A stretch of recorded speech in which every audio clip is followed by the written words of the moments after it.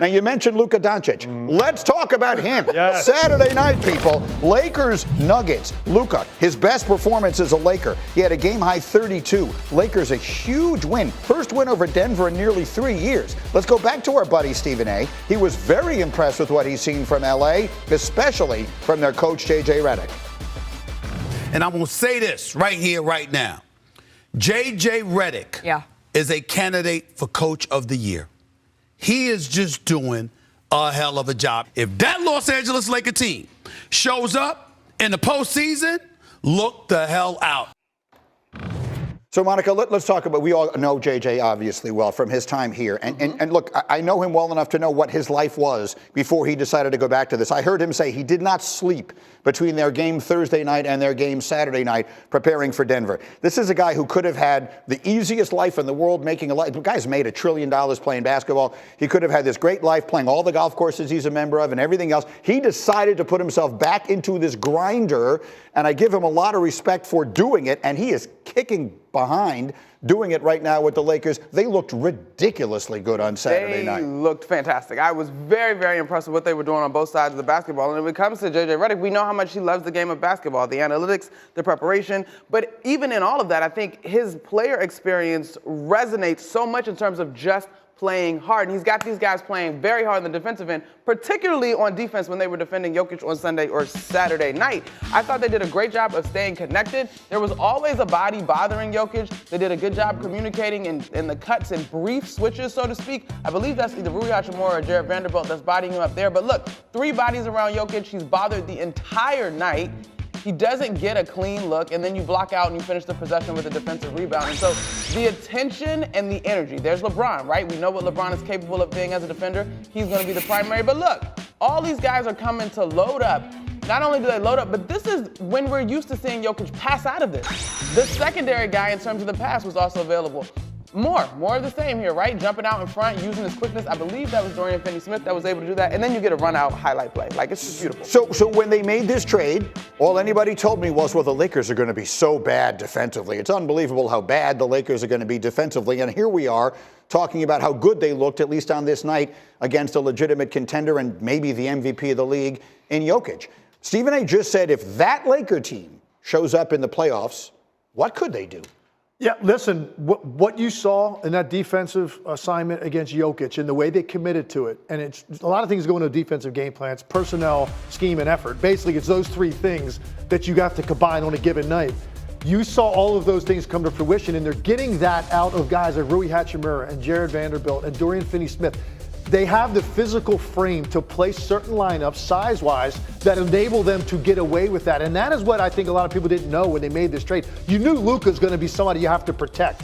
And in those first couple games back, man, were they exposed trying to protect him. And that's when everybody's saying, going, I don't know if this is going to work. Even if Luka is great offensively, what you're seeing now is they're maxing out these other pieces and how they attack things defensively.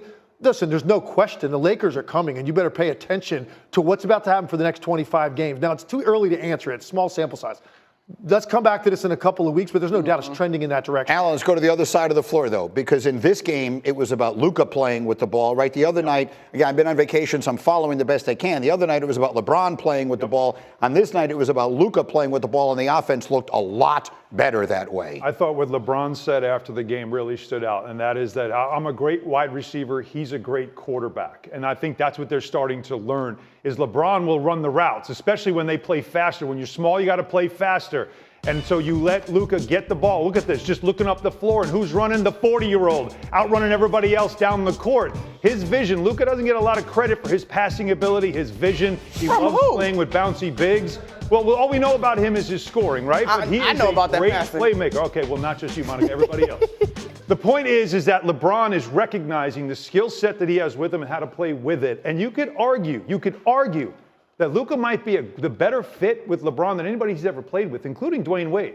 Wade didn't have the perimeter game that Luka has. They were both clutch. They both certainly knew in the big moment. But the passing ability that Luka brings could unlock a little more of LeBron even at this age. The Wade analogy is an interesting one because we all remember that when LeBron went to D-Wade's team, it took Dwayne Wade saying to him, look, man, you got to be the guy. I'll figure out how to play around you, but you're the guy.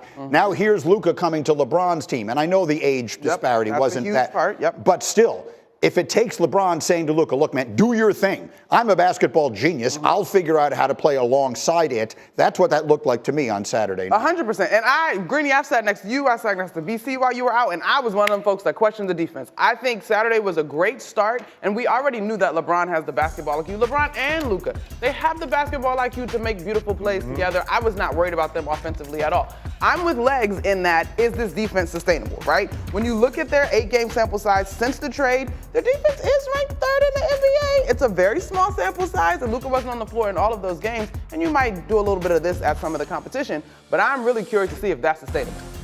I like the point about the Luka LeBron thing too, who's on the ball off. Luka has to be on the ball. Now here's why. That other guy has to be willing to cut or run. Luka doesn't cut or run. Right. If you're not doing, it's just the truth. It's true. If you're not doing those two things, then the offense is going to bog down. It's going to be stagnant, and you're going to end up with a lot of traffic on the primary ball handler. The threat of LeBron cutting, it's not like LeBron sitting there weak side slashing on but the fact that he can, and he will make that read, means you have to be like this on the weak side. That enables the ball handler to go operate and running the floor, as we've shown you with the throw ahead passes. Like Luka doesn't do those things, so it just makes more sense. Put the ball in his hands. He's going to dissect you. And that other guy, LeBron, he is willing to do some of those other things to find ways to score that Luka probably wouldn't do. Circling it all the way back to the beginning of the conversation, if there are 5 people in the world that I trust to figure this out in the playoffs, JJ Redick is one of them, right? Well, I mean, LeBron James is clearly one of them, but I meant from a coaching standpoint, like he's doing, it is going so much better than I think we sort of saw it going as we went. In the meantime, Monica, if someone said Luka Doncic Saturday night put the entire Western Conference on notice, is that McNuts? This is a trick question, Greeny, because you know I take my segment very seriously. It's not McNuts, but it's also like, where you been, duh? Like, this is the reason we spent the entire week talking about this trade, because this dude has the capability to do this kind of, to do this type of stuff, right? So I'm gonna go not McNuts because this is a given. Like, he is a force in this league. Right, but I have to push back on you because I was here when this trade happened. And the conversation was, short term, this is going to help the Mavericks, help the Mavericks, help the Mavericks. Greeny, long term, the Mavericks have 17 injuries. Fine, I'm just saying. And long term, this is about the Lakers. This is about the Lakers beyond LeBron. This is about the Lakers winning championships, on into the future and him being the face. It wasn't about them all of a sudden blowing out Denver Saturday night, and we're sitting here talking about them being a championship contender right now. Okay, so first of all, I think I have seen Denver at points this season not check all the way through the fourth quarter. And I think that's a little bit of what happened. I don't think that the Lakers necessarily are going to win a championship this year, but the isolation of how good Luka is a separate conversation. Okay. If the Mavericks were still healthy, to me, this year, they had a better chance. So I didn't mean to confuse you with the Mavericks. I understand they all got hurt. Okay. The point I'm trying to make is... Nobody saw this? No. I did not feel like the reaction of all of my basketball people, of which you are 3, when this trade was made was, oh, the Lakers suddenly enter the championship conversation right now. I did not feel like that was anybody, that's accurate. Any part of the conversation. And after Saturday night, I feel like it sort of is. The Luka-LeBron connection was one that we were going to have to watch and see how it works, because it's 2 ball-dominant, high-usage players that now have to learn how to play off of each other and with each other. And when LeBron said, I'm a great wide receiver, he's a great quarterback, that told you right away they now understand what it's going to take. And in this game, Luka was a quarterback, and as you see right there, LeBron was running routes, and they were running the Nuggets ragged. So give me some tape, like show everybody what it is that we saw and what it is that we're looking at now with this LA. All right, and at first, I just realized I have to preface this by saying, look, the lineup right now that Denver has on the floor for this particular play, it lends itself to what the Lakers did. When you're talking about Russell Westbrook as here, Hunter Tyson, Christian Brown, and Aaron Gordon. When you talk about spacing, this isn't ideal for Jokic in the way he wants to operate, but I don't want to take anything away from what the Lakers did, and it starts here. Physicality before he even gets into his set. You come up, make him feel you. They do it right there. And as this play progresses, you'll take a look at what is involved here. Again, contact on his first cut, but on the weak side, watch Austin Reeves jump, and he's going to impede his path of progress. And now that initial defender doesn't give up on the play, loops all the way back around to get back in front here. So you end up, I end up going too far, sorry. Uh-oh. I hit the wrong button. Here we go. get right back to this spot. And what you end up with is this now, a crowd. And look, again, the spacing doesn't help because now, look, you don't have to guard the shooter. You can sit in his lap. You get a great front position. Austin Reeves going to continue to hang out. I mean, look at the way he's bottled up right here. Now, as the ball comes to the opposite side of the floor, it looks like right about here, there's a glimmer of hope. Wait, I see it. There's some spacing. This is Jokic flash, catch the ball, get the layup. So at the end of all that, he still gets something. But watch the reaction right here of Jackson Hayes. Watch this. He goes down, sits in his lap. Again, the vision is taken away immediately. You still have Austin Reeves like edge of the lane. So you end up with Jokic right here. The ball gets reversed. Now it helps if Aaron Gordon shoots that basketball. He doesn't. Yes. And as a result, the play is dead. Jokic kind of gives up on it. You get 4 guys around him on the glass too, and he gets nothing.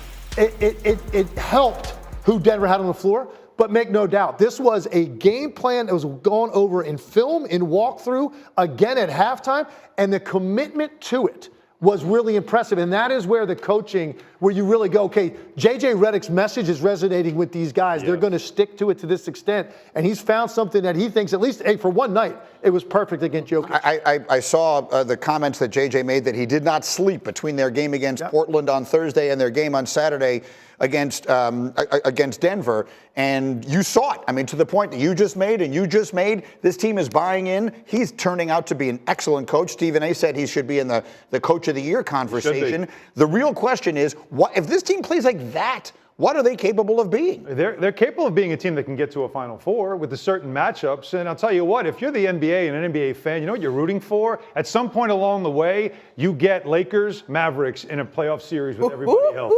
That to me would be must watch. First round, second round, doesn't matter. That every single game must watch because that's a series that you don't want to miss. It's not out of the question either in a 3-6 or in Denver. I mean, Lakers potentially in play for the 2 now.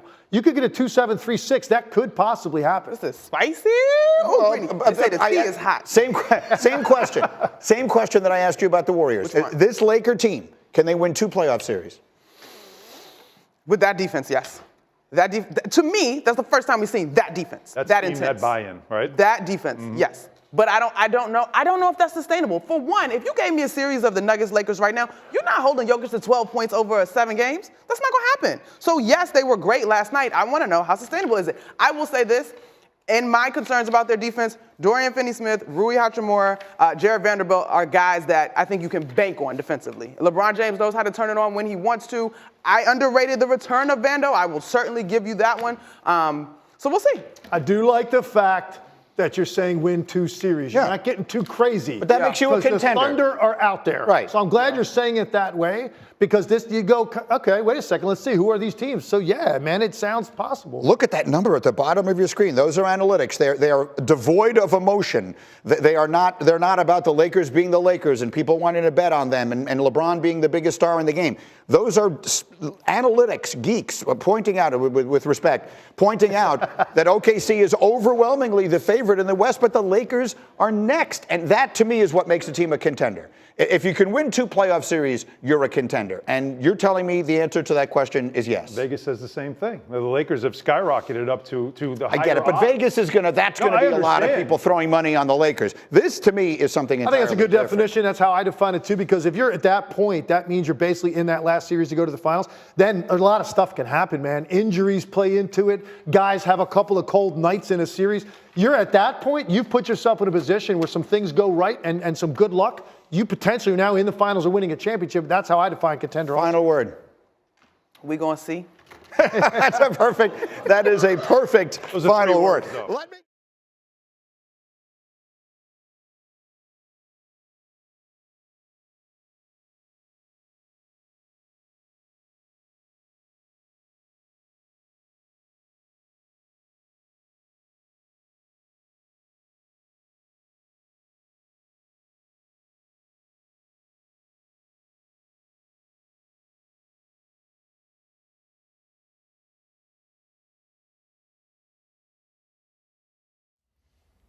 How's it going, everybody? Villa Sports Network here. Just want to thank you guys for your support on the channel. Thank you guys for watching the video. Hope y'all enjoyed it.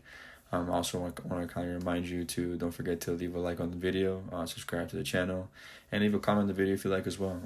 But regardless of the fact, thank you again for your support, and hope to see you on the next video.